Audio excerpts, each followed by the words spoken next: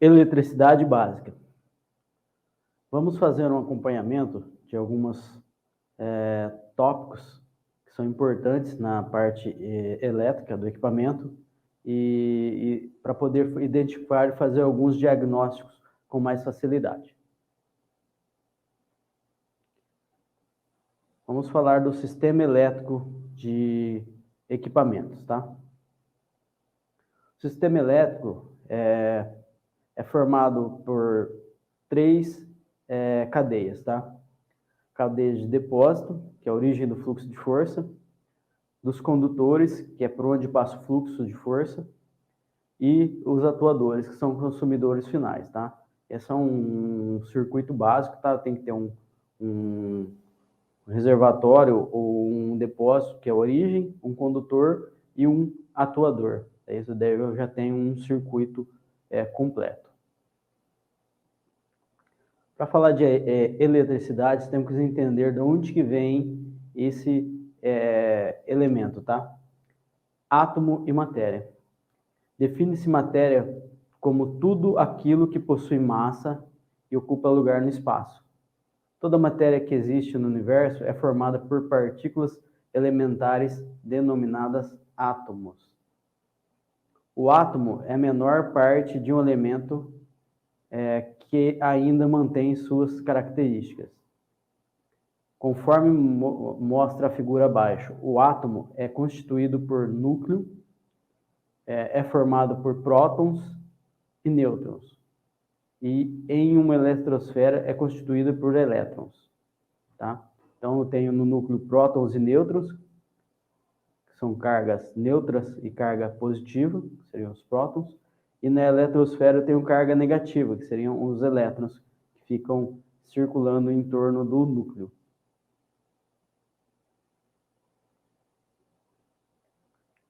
Os prótons possuem carga positiva, enquanto os nêutrons não possuem carga, e os elétrons possuem carga negativa. Devido à diferença de carga entre os prótons e os elétrons, surge uma força de atração entre eles. Essa força faz com que os elétrons orbitem ao redor do núcleo. A trajetória executada pelos elétrons ao redor do núcleo é ilustrada por círculos em perspectiva, e a força de atração existente é denominada força eletromagnética. Um exemplo bem simples de como que essa força funciona é com ímãs, tá? Se pegar dois ímãs e colocar os lados iguais do ímã, eles se repelem. Se colocar os dois lados iguais do ímã, eles vão se repelirem. Se colocar os lados diferentes, eles vão se atraírem. Tá? Como na imagem abaixo aí, tá? As cargas trabalham dessa mesma forma. Condutores e isolantes. Condutores de eletricidade são os meios materiais nos quais há facilidade de movimento entre cargas elétricas, devido à presença de elétrons livres. Exemplo, fio de cobre, alumínio.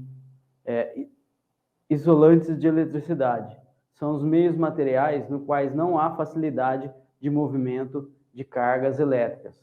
Exemplo, vidro, borracha, madeira seca e etc.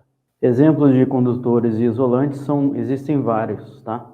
Vamos dar uma olhadinha na tabela periódica para a gente dar uma entendida de quantos elementos tem na natureza, que a gente pode classificar como elementos que conduzem eletricidade e os que não conduzem, tá? Esse é um exemplo de uma tabela periódica, tá? É só um esboço de um formato de uma tabela periódica. Tem uma infinidade de elementos aí, e o que pode ser condutor de eletricidade, que são classificados como metais, são praticamente todos os que estão em verde aí, tá? Então, essa parte da tabela periódica que está em verde são elementos que podem conduzir eletricidade, tá? Então, tem elétrons livres nele, eles podem conduzir eletricidade. Alguns outros aí conseguem conduzir eletricidade, mas com menos intensidade. Inspeção de fios e conectores. Sempre fazer inspeções de fios e conectores, conexões soltas ou deficientes, tá? Algum defeito na conexão ou parafuso, conexão solta, ele pode isolar, acabar aquecendo o condutor, o fio, e pode até causar danos para o equipamento, tá? Queima de fusíveis, de relés ou até mesmo do próprio chicote. Conexões corroídas também podem causar aquecimento ou até mesmo pane no sistema, tá? Ela isola a ponto de não ter contato nenhum, então é a mesma coisa se tivesse rompido o fio, tá? Fios danificados, tá? Fios danificados são outros fatores que podem comprometer com o desempenho do equipamento, tá? Fios danificados que possuem corrente passando por ele, dependendo da quantidade de fios que estão arrebentados ali, danificados, ele reduz a corrente que está passando, acaba não tendo o resultado esperado, ou podem ter contato com o chassi ou com outro fio, podendo causar curto-circuito ou alguma pane no sistema.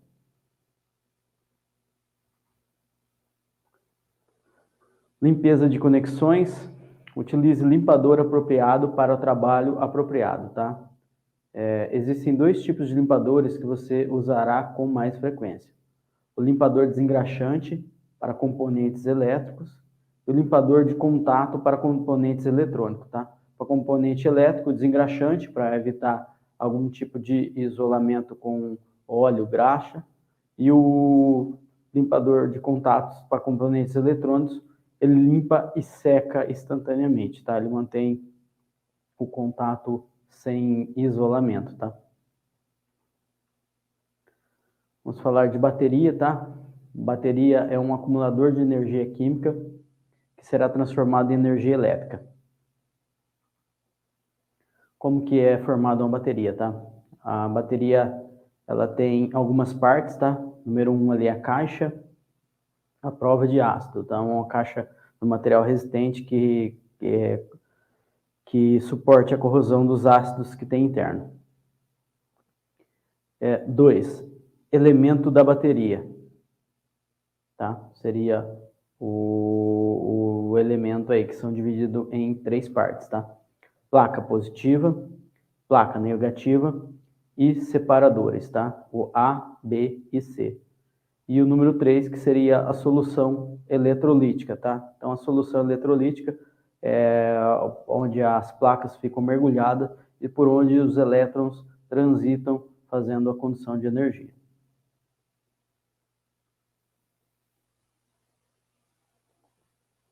Tipo de bateria. Temos 3 tipos de bateria no mercado, tá? Mais comum no mercado.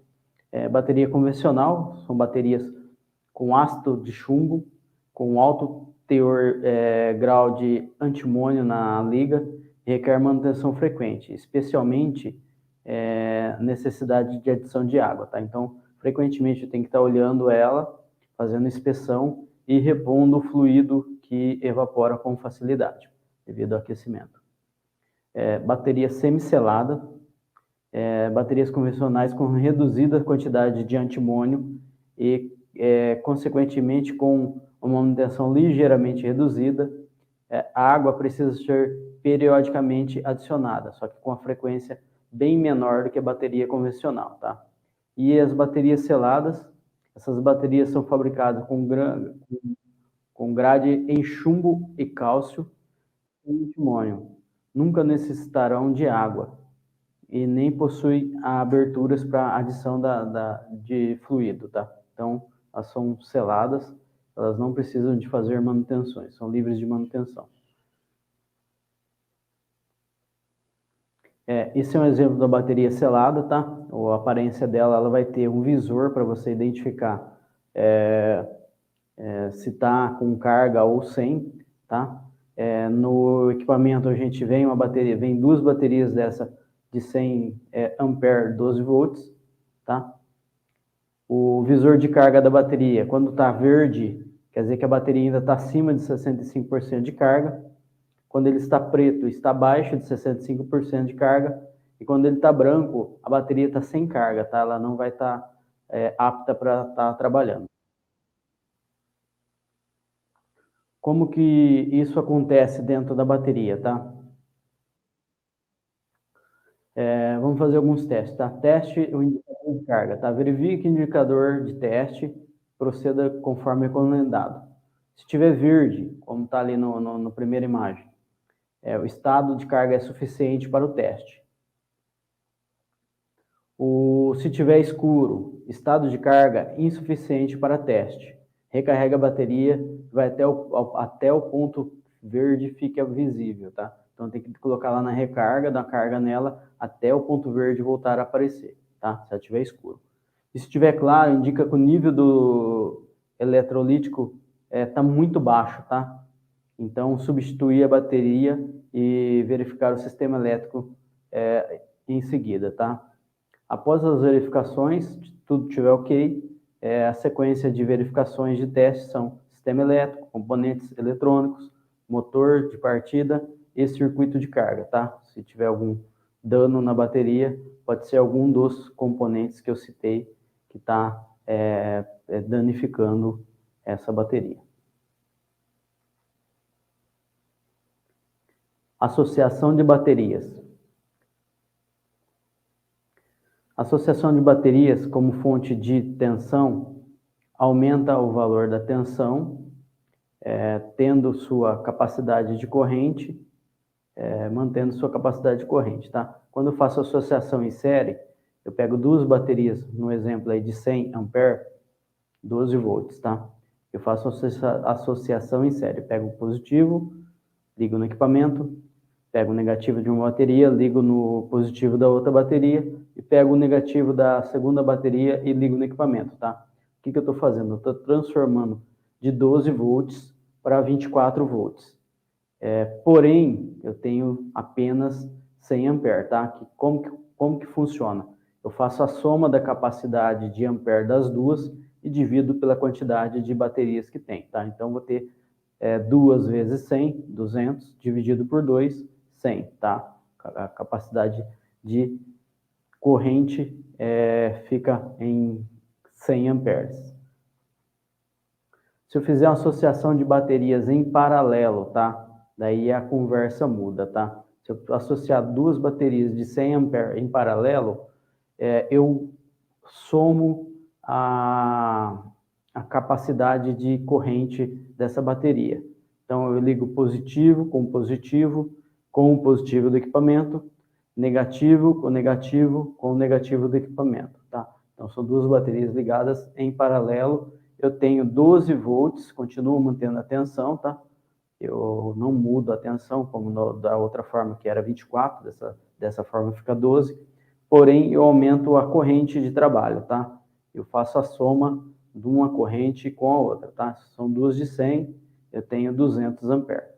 Cuidados gerais. Use somente água pura ou destilada, tá?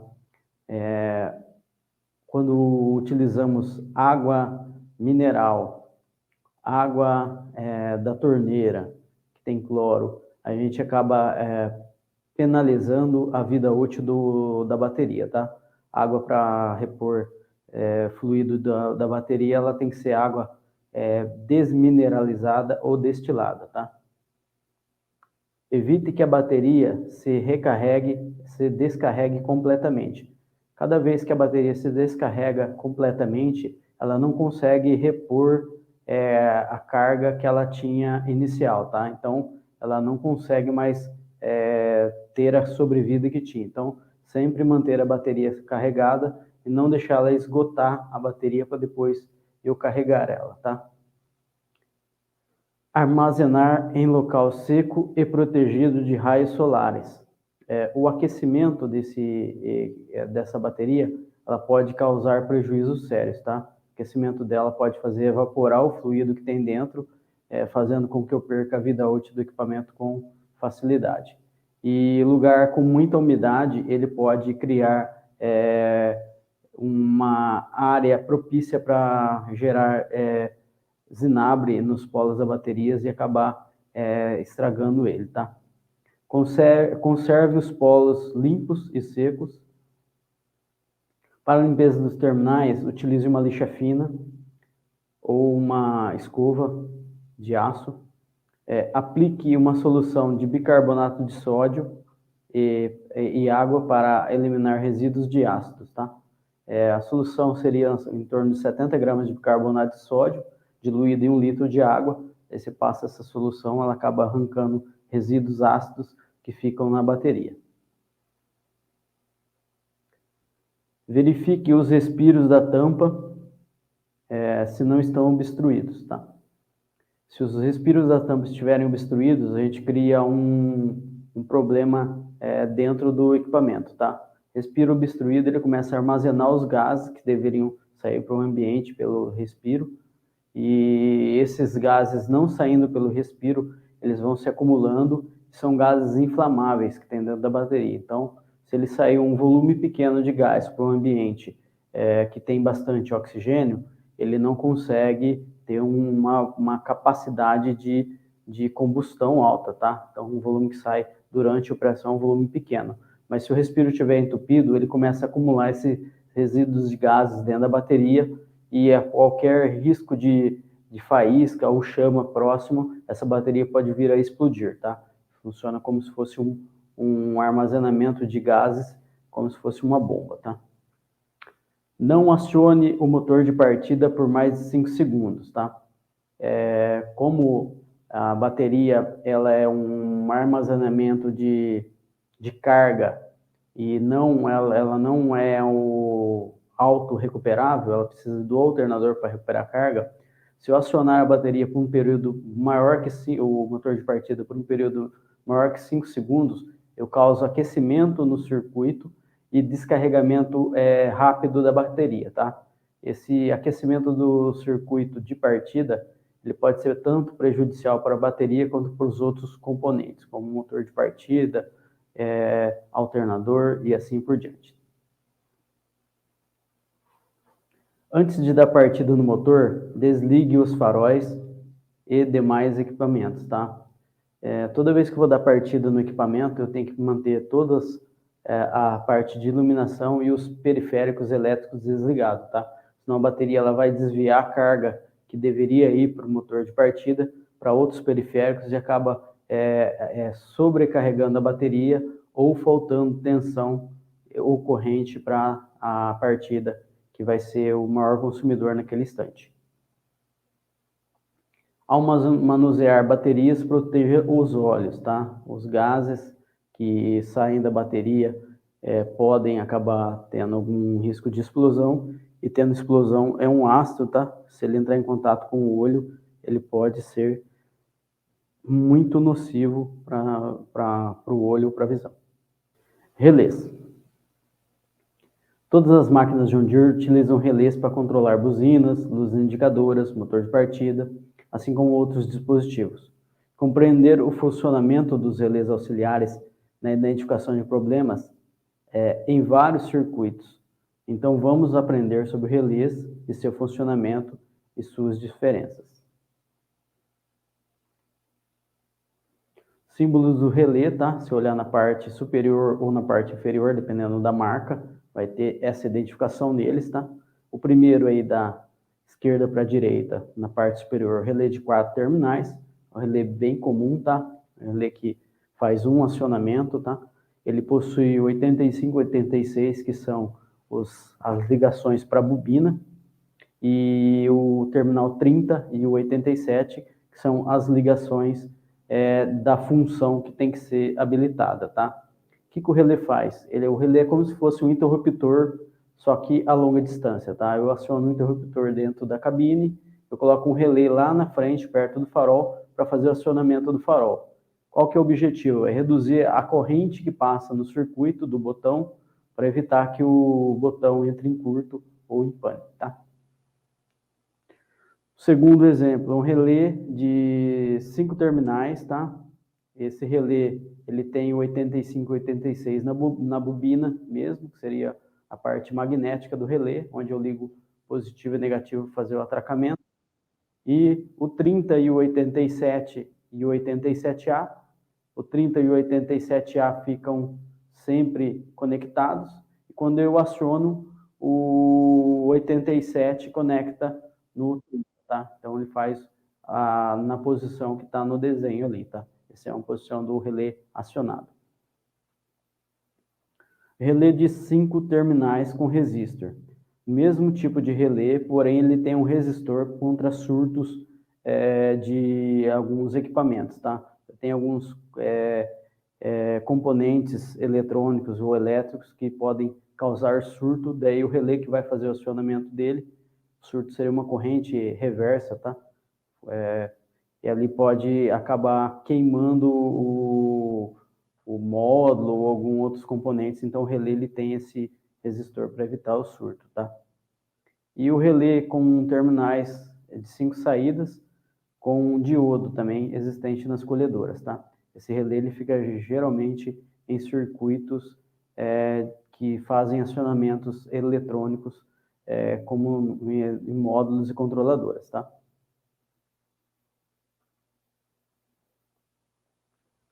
Note que no exemplo anterior, o terminal 85 conecta à tensão e o 86 conecta ao terra. Geralmente, esse que é o comum, tá? Para a maioria dos relés, é aceitável também conectar o 85 ao terra e o 86 à tensão. Então, posso fazer a inversão na maioria dos relés. Entretanto, quando o relé inclui um diodo, existe somente uma forma correta para montar eles, para conectar os terminais. O 85 tem que ser ligado ao negativo, ao terra, e o 86 tem que ser ligado à tensão, tá? Então, quando eu não tenho diodo, eu posso inverter a polaridade. Se eu tiver um diodo, eu tenho que ligar na polaridade correta, ou eu vou causar uma corrente de retorno, podendo ligar um polo no outro e fechar curto, tá?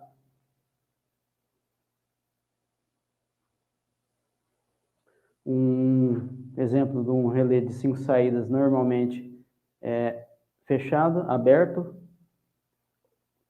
e um normalmente fechado, tá? Esses são dois exemplos de relés. Eu tenho um relé que é normalmente aberto, então a saída 87 não está conectada, e um relé que é normalmente fechado, a saída 87 está diretamente conectada. E a hora que eu faço a conexão, ele inverte, tá? Ele vai para o 87A, no relé normalmente fechado, e no normalmente aberto ele vai para o 87, como no exemplo que eu vou mostrar para vocês, tá? Esse é um exemplo de um relé aberto, tá? Um relé de 4 saídas normalmente aberto, tá? Então, exemplo bem clássico de um normalmente aberto. Quando eu tô com um interruptor desconectado, tá? O interruptor seria esse Tzinho azul aí. Esse relé ele está aberto, o contato dele vai ser nesses dois polos aí, ó, no A é a bobina, o contato dele vai ser o C e o F, tá? Do desenho ao lado aí, então esse contato, a hora que fecha a bobina imanta, tá? Puxa aquele metal que está acoplado na parte dos contatos e faz a conexão de entrada e de saída do I ali, tá? Então o I entra e sai, tá? Esse é um relé funcionando, tá? Vamos ver como é que ele funciona, tá? Aciona o interruptor conecta no fio, o relé fecha e acende a lâmpada. Desliguei o interruptor, a lâmpada apagou, tá? Então acionei, conecto o relé, a lâmpada acende. Desliguei, a lâmpada apaga, tá? O relé desconecta. Então, na hora que eu ligo o conector, o que ele faz? Ele vai ligar o 86, que está ligado, nesse exemplo, ele está ligado no negativo da bateria, tá? E o 85, que está ligado no positivo da bateria, ele vai fazer o acionamento da bobina, né? A bobina cria um campo magnético, esse campo magnético cria como se fosse um ímã, tá? Puxa o metal que está preso na parte superior do relé, faz o acionamento, tá? Então, esse é o movimento que é feito durante a hora que eu ligo o relé, tá? Liguei, criou o campo magnético, acendeu a lâmpada, tá? Eu coloquei uma lâmpada como exemplo aí, mas poderia ser qualquer outro periférico, um motor elétrico, alguma outra, uma buzina, um alarme de ré e assim por diante. Ok? Sensores digitais de rotação. O equipamento está disposto com alguns tipos de sensores que são sensores digitais, tá? O que o sensor digital faz? Ele cria um campo magnético, como do relé que a gente estava falando, tá? E quando esse campo magnético ele passa por perto de algum metal, sofre uma indução, ele faz o acionamento de um LED ou de algum resistor interno, algum diodo interno, e esse diodo faz com que o sinal vá na linha de saída de leitura, tá? Então ele vai pulsando e vai mandando sinais digital, tá? Liga e desliga, como se fosse chegando perto ou longe, tá? Então ele vai fazendo esse tipo de leitura, tá? Do metal perto, metal longe. Então ele entende que o sensor está fazendo contagem de pulsos, tá? E um exemplo clássico disso aí é o sensor de rotação, que é esse que está na figura aí. Ele fica contando os dentes da engrenagem, dos motores do extrator primário, da caixa de corda de base, da caixa do picador, ou até mesmo o sensor medindo a rotação da cremaleira do motor, para saber qual que é a posição que o motor está, ou quantas rotações que está dando aquele equipamento. Potenciômetro. Potenciômetro, a função é variar a resistência de acordo com a posição, variando assim a corrente elétrica que passa por ele. E quando ele faz essa variação, ele manda um sinal para o módulo ou para o monitor, que vai entender que aquele sinal está sendo alterado. Geralmente ele acende ou apaga algumas lâmpadas, ou ele muda gráficos no painel, tá? Geralmente seriam gráficos nos painéis. Tá? Um exemplo aí é o copiador de solo, flutuação dos divisores de linha, tá? Entre outros, tá? O EDC é um tipo de sensor que faz esse fluxo variável, tá? O EDC ele é um controlador de deslocamento eletrônico. Ele controla a taxa de fluxo da bomba hidráulica, uma bobina dupla de 4 fios, tá? O EDC ele faz o contrário, ele recebe o sinal e com o sinal do EDC ele abre e fecha a bomba, tá? Com o sinal que vem dos módulos lá, ele muda a posição e faz o acionamento da bomba. Ao contrário do que a gente estava comentando do potenciômetro, tá? Ele, em vez de mandar sinal, ele recebe sinal e faz o acionamento. Interruptores. Interruptor eletrônico, ele tem a função de abrir ou fechar um circuito elétrico, tá? Esse é um exemplo do interruptor que tem no filtro de ar, tá? Um interruptor eletrônico, que quando cria-se um vácuo, o interruptor fecha, e o interruptor fecha e acende a lâmpada no painel. Dá uma olhada como é que ele funciona, tá? A hora que ele cria um vácuo, ele movimenta, o interruptor fecha, a corrente circula, passa pela lâmpada, acende a lâmpada e informa o operador que tem algum problema acontecendo, tá? Então esse é o nosso interruptor eletrônico, tá? No motor hidráulico de velocidade a gente tem um sensor também, que é um sensor de indução, sensor de efeito Hall. Nas máquinas mais antigas ele tinha uma regulagem que era bem complexa para estar fazendo, encostava totalmente na engrenagem, afastava um quarto de volta e depois ia fazendo ajuste nele para poder trabalhar. Hoje ele já vem com uma posição fixa, tá? Você só fixa ele com os parafusos, ele já parar na posição correta. Outro exemplo de sensor eletrônico é um sensor de posição do volante. Ele nada mais é do que 3 potenciômetros, tá? E esses potenciômetros eles mostram a posição que o volante está, o volante da coluna de direção está, para fazer acionamento da parte eletrônica que vai atuar no EDC, tá? Que é aquele sensor que a gente viu lá, que faz o atuador que a gente viu que controla as bombas. Solenoide, a função do solenoide é transformar um sinal elétrico em uma ação mecânica. Ele é feito de uma bobina de fio e um êmbolo móvel, tá? O funcionamento da corrente passa pela bobina, gerando um campo magnético e que aciona um êmbolo ou um carretel, permitindo ou bloqueando a passagem de óleo. Então, o solenoide ele tem uma função de permitir a passagem ou bloquear a passagem de óleo. Vamos dar uma olhada ali num exemplo para ver como que funciona um solenoide. Esse é um exemplo de um acionamento de um solenoide, tá? No sistema hidráulico, tá? O solenoide são essas caixas laterais aqui, ó, essas bobinas que estão sendo apresentadas aí.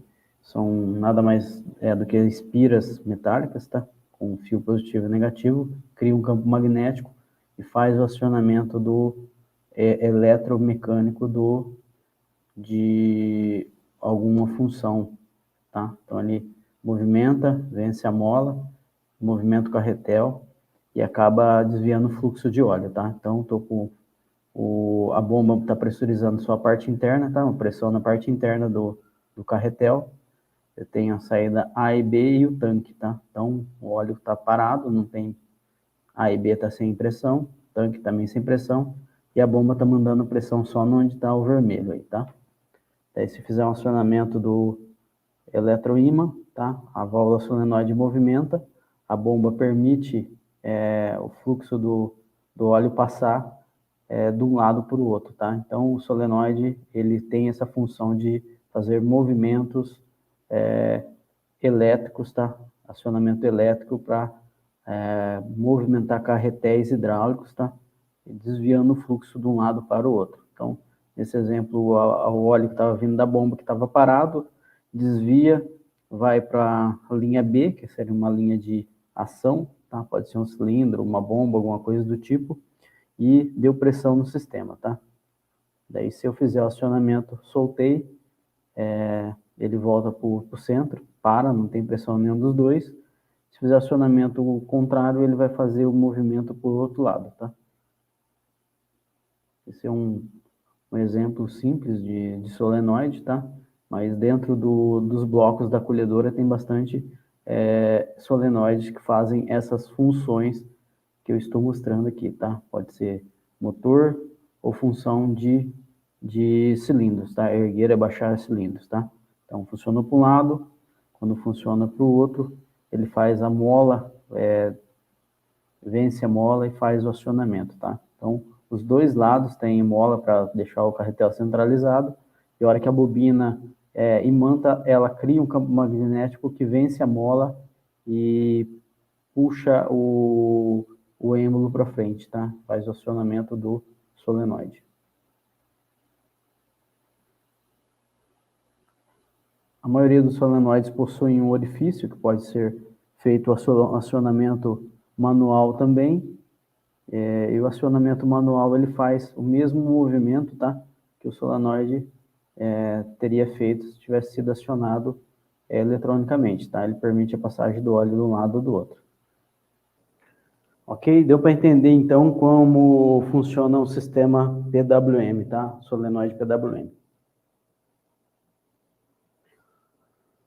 Vamos falar sobre outro componente elétrico do nosso equipamento, tá? O fusível. A função, proteger circuitos elétricos de sobrecarga. Como que é feito? Composição. Pedaços finos de metal que se aquecem e se derretem quando a corrente elevada passa por ele, abrindo o circuito. Cada fusível suporta um valor de corrente limitado. Podem ser diferenciados por cor ou por número, marcado na sua cápsula. Sempre substituir por um fusível da mesma capacidade, tá? Então, antes de eu fazer a substituição do fusível, identificar qual que é o fusível que está queimado e sempre substituir por um da mesma capacidade.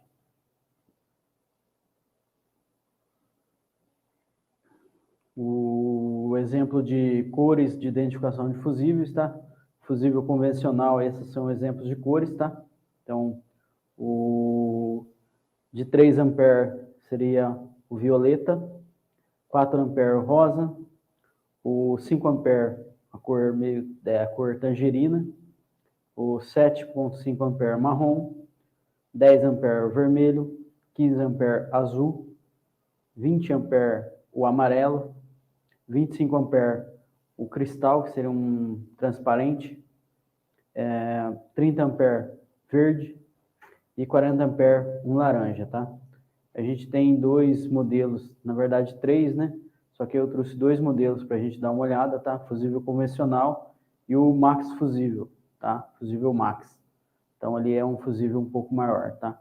E temos o Mini também, que é um fusível que é bastante utilizado em veículos leves. Falando em cores, tá? Tem símbolos e convenções da John Deere, tá? Número do componente, o chicote que o componente está sendo utilizado, tá? Quando tem a numeração 50, no final do número do chicote, do fio, é um preto e sempre aterramento simples. Quando o final é 0, o cor do fio é preto e ele é terra. Quando o final é 1, é marrom e ele pode ser para qualquer função, tá?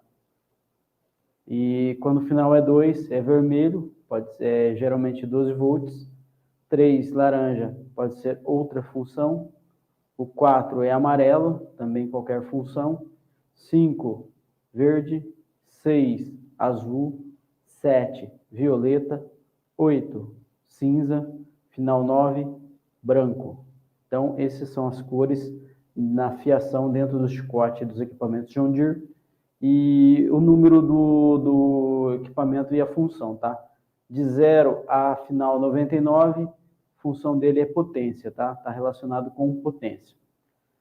Na numeração de 100 a 199, tá relacionado com luzes, tá? De 200 a 349, está relacionado a acessórios. De 350 a 499, motor.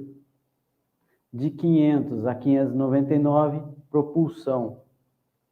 De 600 a 899, colheita.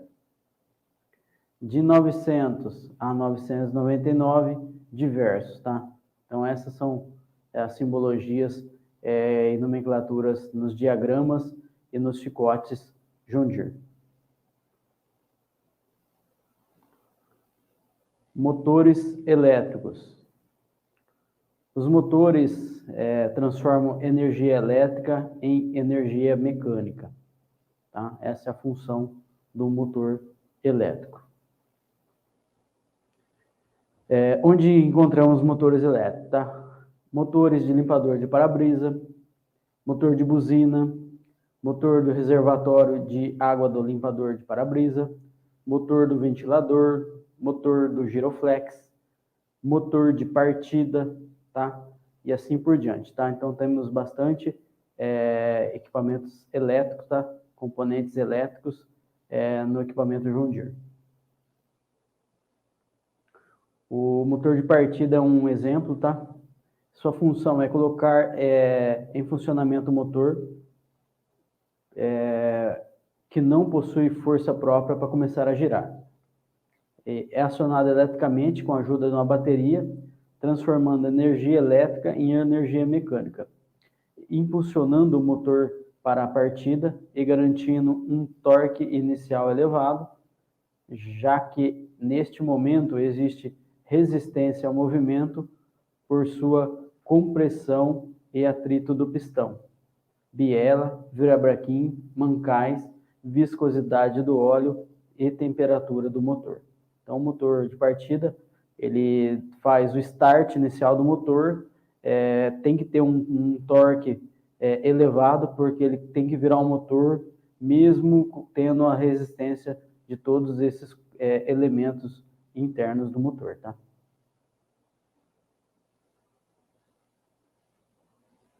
como que é montado um motor de partida, tá? A finalidade é causar a rotação inicial no veículo até que o mesmo comece a operar normalmente, tá? Motor de arranque ou motor de partida.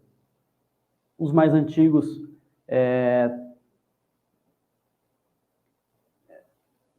as versões levam ímãs permanentes ao invés de bobinas de campo, tá? Então, nós temos modelos de motor de partida com ímã de campo, tá? Que tem um ímã. E tem modelos que são como esse da foto, que usa bobina de campo, tá? Em vez de ímã permanente, tá?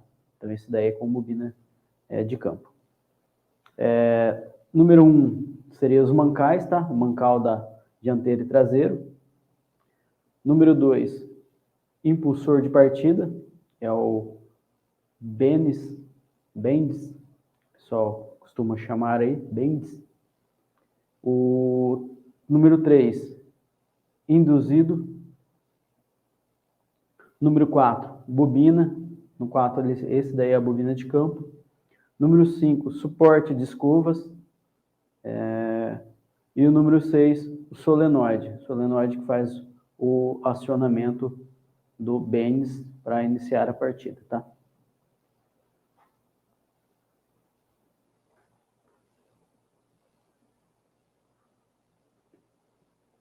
Exemplo do motor de partida, tá?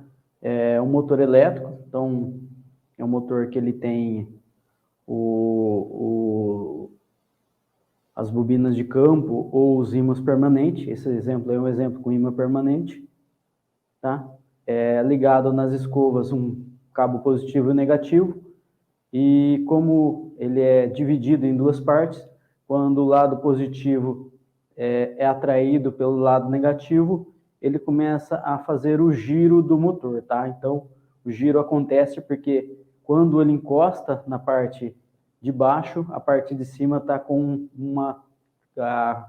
campo magnético diferente. Então, o campo magnético faz o motor começar a girar, tá? Então, aí a gente está vendo aí com duas divisões, mas normalmente os motores têm mais divisões, tá? Então, sempre opostamente, eu tenho um campo de um lado oposto ao outro, tá? Então, ele começa a ser atraído cada vez mais rápido e põe o motor em movimento, tá? Esse é o princípio básico de qualquer motor elétrico.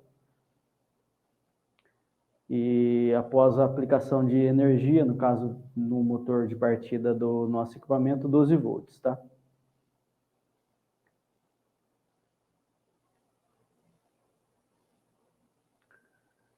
O movimento de giro é constante. Vamos fazer uma simulação do nosso motor de partida no equipamento, tá? Ali eu tenho a bateria, motor de partida e a chave de ignição.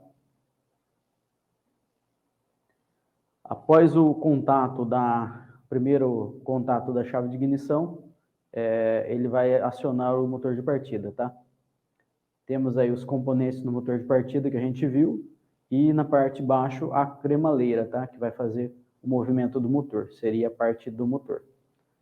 Ligamos a chave, fechou o circuito, o campo magnético puxa a bobina, fazendo o fechamento da parte superior com a parte inferior, que liga internamente dentro da bobina o fechamento do campo magnético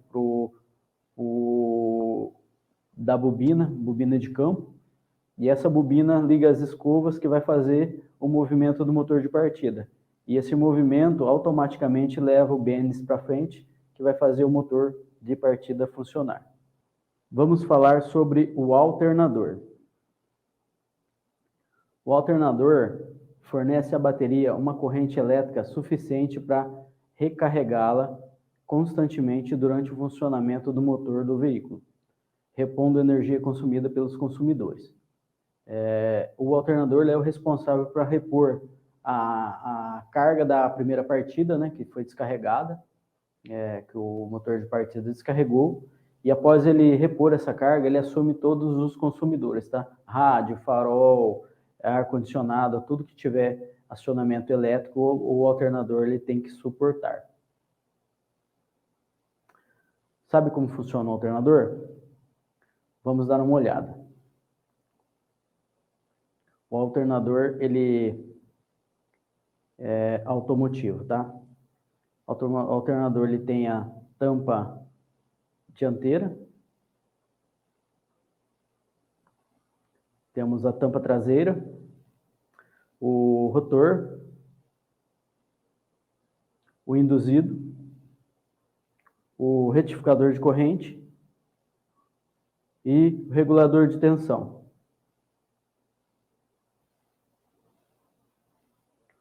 O alternador é um motor elétrico que está sendo girado, tá? Como o campo positivo e negativo, ele está gerando um campo magnético para o estator, tá? O estator está recebendo o campo magnético.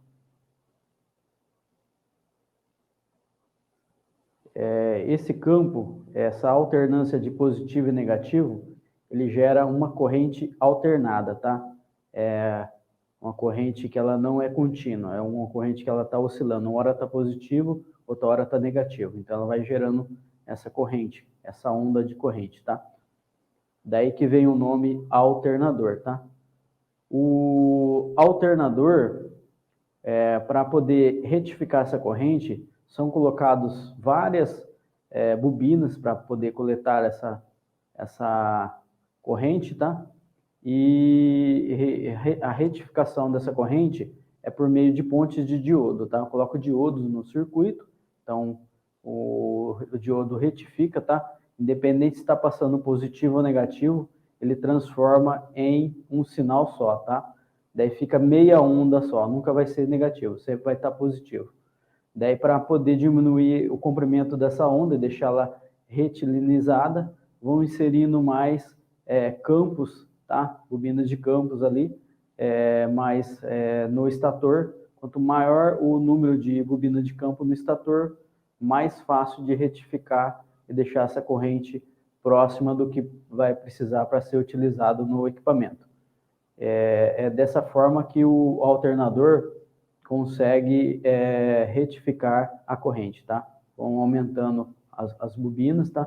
Os campos, eles vão cada vez se equiparando e tornando a onda reta. Então aí é um gráfico de corrente por tempo, tá? Então a corrente, quanto mais campo, bobina de campo ela tiver, mais retilínea vai ficar essa onda. E o alternador, após a partida, ele trabalha com de 14,5 para baixo, tá?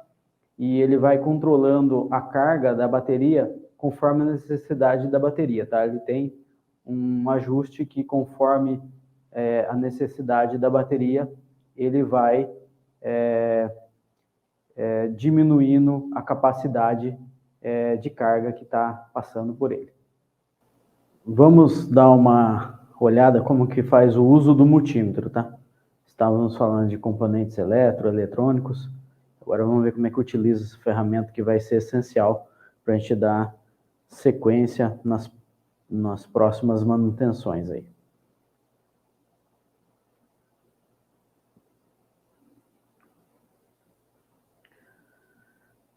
Multímetro. Informações gerais. Exceder o limite máximo deste equipamento pode ser perigoso, podendo ocasionar defeitos no funcionamento do mesmo. É importantíssimo, na hora de utilizar o multímetro, entender qual que é a capacidade máxima dele, tá? Sempre por escala do maior para o menor, para não ter risco de queimar o multímetro ou de causar um acidente. No caso da medida a ser efetuada for desconhecida, é aconselhável iniciar a leitura da escala máxima. Evitar a exposição prolongada aos raios solares, bem como ambientes úmidos. Por se tratar de um componente eletrônico, ele não se comporta muito bem nem ao calor e nem à umidade, tá? Evitar contato com poeira ou qualquer espécie de sujeira, tá? Tentar evitar ao máximo contato de poeira e sujeira também. Vamos identificar as conexões do multímetro, tá? As conexões L e M são de uso geral, tá? Seria um comum e um cabo para fazer a medição, tá? Então, conecte no multímetro nos terminais L o fio vermelho e no terminal M o fio preto, tá? O fio preto seria o terra e o vermelho seria positivo, se for fazendo algum tipo de medida, tá? Para medidas em volts ou ohms, que seria a resistência ou tensão, eu conecto o cabo vermelho no conector L. O fio preto continua no comum, no M, tá? Se for para medir miliamperes, nesse exemplo desse multímetro, como ele tem lá miliampere ali na parte de tensão de corrente dele, eu tenho que colocar no borne N ali, ó, no conector N. Se for para medir em ampere, eu coloco o fio vermelho no borne O, tá? Então, tensão e resistência continua no L e no M. Se for medir miliampere, no N. Se for medir corrente em ampere, no O, tá? Pela chave seletora rotativa B, seleciona a escala de volts, por exemplo, 20 volts, tá? Se for medir 12, eu vou trabalhar no meu equipamento com a escala de 20, pelo menos, tá? Sempre acima da tensão que você vai encontrar no equipamento. Liga o multímetro no botão E, no caso desse modelo de multímetro. Aperte o botão G, para que fique selecionada a escala DC, indicando que o aparelho está pronto para medir tensões contínuas até 20 volts. O AC indica que o multímetro está pronto para medir tensões alternadas, tá? Seria a rede elétrica predial residencial, o AC. E o DC, corrente contínua, que seria bateria, equipamentos agrícolas, carros, motos, etc. A voltagem deve ser medido em paralelo, tá? Para medir tensão, para medir corrente, eu tenho que conectar entre um fio positivo e o fio negativo para medir essa tensão. Selecione a chave rotativa C para 10 A. Mude a posição do fio vermelho para O, se eu for medir correntes elétricas, tá? Ligue o multímetro.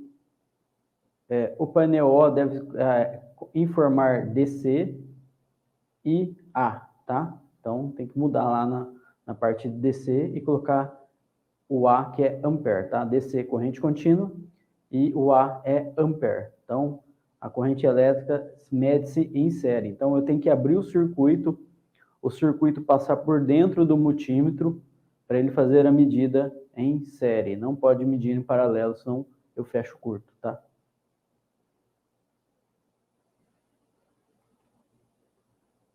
Para medir resistência, gira a chave giratória para B, em posição que tem o símbolo da ferradura ali, que seria ohms, ou resistência. Posicionar o fio preto no comum, que seria o M, e o vermelho no L, para medir resistência, tá? Ligue o multímetro, o mostrador do painel vai ter o símbolo em ohms, tá? Como está ali o desenho no J lá, tá? DC e ohms. O instrumento pode medir bobinas de relé, solenoide, quantidade de fios, aterramentos, contatos elétricos em chaves seletoras, medir sempre com o circuito sem tensão, tá? Para medir a resistência, a melhor maneira de medir é você desligar a tensão do circuito e medir componente por componente, tá? Resistência se mede a resistência no componente ou no circuito, mas sempre sem tensão.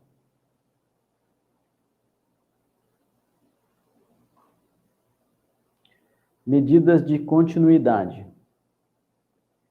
Continuidade é ter um símbolo ali, que é um símbolo parecido com o símbolo de um diodo, tá? Então, levo para a posição de diodo, coloco o fio preto no comum e o vermelho no L, que é o M e o L.